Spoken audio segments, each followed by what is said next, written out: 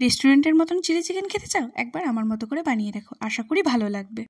তার জন্য সবার প্রথমে নিয়ে নিয়েছি আমি 1 কিলো সলিড চিকেন। তার মধ্যে নুন, শুকনো লঙ্কার গুঁড়ো, গোলমরিচের গুঁড়ো, 2 চামচ কাশ্মীরি লঙ্কার গুঁড়ো, 1 চামচ আদা রসুন বাটা আর ডিম। এগুলো দিয়ে আমি ভালো করে ম্যারিনেট করে আধ ঘন্টা রেখে তার মধ্যে 3 চামচ কর্নফ্লাওয়ার দিয়ে আবার একবার ভালোভাবে মাখিয়ে রাখলাম। কড়াইতে তেল গরম করে নিয়ে আমি ঝপাঝপ সমস্ত চিকেন পকোড়াগুলোকে তেলের মধ্যে ছেড়ে দিলাম। তারপরে আস্তে আস্তে উল্টে পাল্টে এরকম একটা হালকা গোল্ডেন কালার চলে আসা পর্যন্ত, মানে একটা সুন্দর কালার যেটাতে বোঝা যায় যে না এবার পকোড়াটা হয়ে গেছে। যাই হোক, পকোড়াটা ভালোভাবে ভেজে নেবো। আমার এই পকোড়াটা আমি টোটাল 3টে ব্যাচে আমি পকোড়াটা ভেজেছিলাম।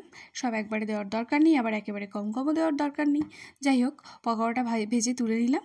এবার ওই পকোড়া ভাজার তেলেই আমি গোটা করে কেটে রাখা ক্যাপসিকাম আর পেঁয়াজগুলোকে হালকা ভেজে নেব, খুব বেশি ভাজার দরকার নেই, অল্প একটু ভেজে তুলে নেব।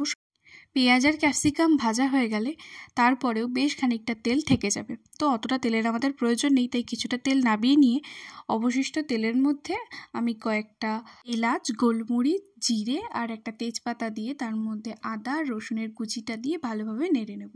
একটু ভাজা ভাজা হয়ে আসলে তার মধ্যে দিয়ে দেবো পেঁয়াজ আদা রসুনের পেস্টটা, দিয়ে ওটাকেও একটু ভাজা ভাজা হতে দেবো।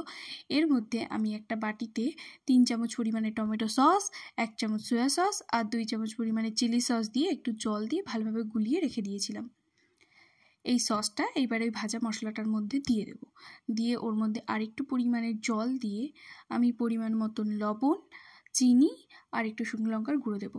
যেহেতু সয়া সস, চিলি সস সব কয়টাতেই নুন আর চিনিটা দেওয়া থাকে, তাই একটু বুঝে শুনে নুন চিনিটা দিও।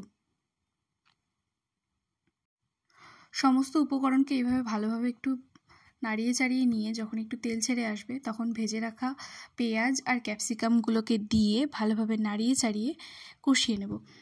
নিয়ে ভেজে রাখা যে পকোড়াগুলো ছিল, চিকেন পকোড়া, সেই চিকেন পকোড়াগুলোকে দিয়ে আবার একবার ভালোভাবে নাড়িয়ে চাড়িয়ে নেব। সবটুকু ভালোভাবে মেশানো হয়ে গেলে এখন যে অবস্থাটা রয়েছে, এটাকে আমরা স্টার্টার হিসাবেও ব্যবহার করতে পারি, অথবা রুটি কিংবা নান অথবা পরোটার সঙ্গেও আমরা সার্ভ করতে পারি ড্রাই চিলি চিকেনের মতন। তো এটাও খেতে ভীষণ ভালো লাগে। কিন্তু আমার যেহেতু একটু গ্রেভির প্রয়োজন ছিল, তো আমি বেশ কিছুটা পরিমাণের জল দিয়ে ভালোভাবে নাড়িয়ে চাড়িয়ে নিলাম। এদিকে 1 কাপ পরিমাণের উষ্ণ গরম জলে আমি 2 চামচ কর্নফ্লাওয়ার ভালোভাবে গুলিয়ে নিয়ে সেটাকে ওই গ্রেভিটার মধ্যে দিয়ে ভালোভাবে নাড়িয়ে এটাকে ফুটিয়ে আমি নামিয়ে নিয়েছিলাম। আমি চিলি চিকেনটাকে সার্ভ করেছিলাম ফ্রাইড রাইসের সাথে, আর খেতে ভীষণ ভালো হয়েছে। আশা করি রেসিপিটা আপনাদের পছন্দ হয়েছে। ভালো লাগলে একটা লাইক, কমেন্ট, শেয়ার করে দেবেন। Thank you.